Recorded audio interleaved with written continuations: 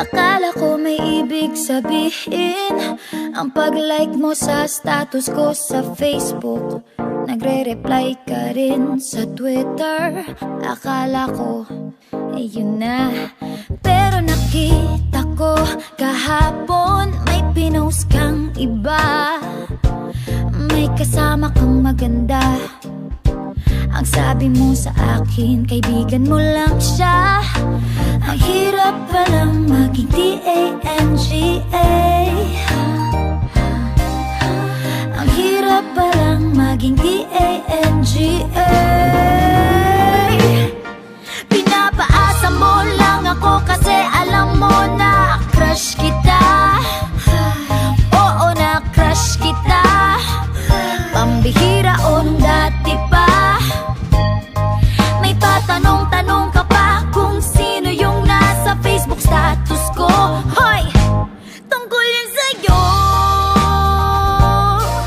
Yung sana ako na lang ang girlfriend mo.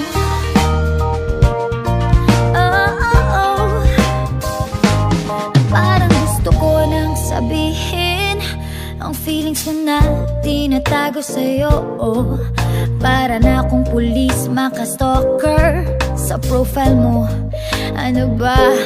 Pero nang makita ko kahapon post mong may kasama ka, ang mundo ko'y nag-iba. Pakiramdam ko, boy, chicks mo siya.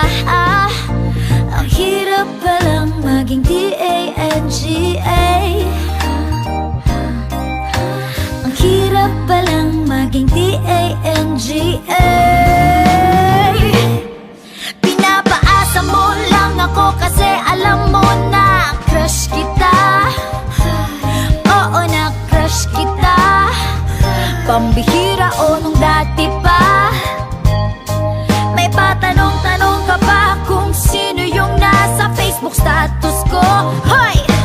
Tungkol yun sa'yo. Yung sana ako na lang ang girlfriend mo.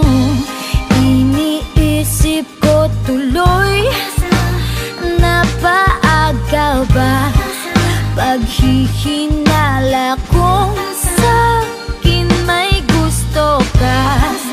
Nagmumukhang sira, iniisip na may ibig sabihin yung message mo.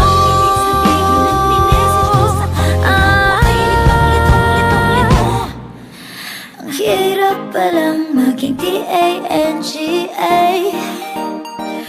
Ay, ang hirap palang maging T-A-N-G-A. Pinapaasa mo lang ako kasi alam mo na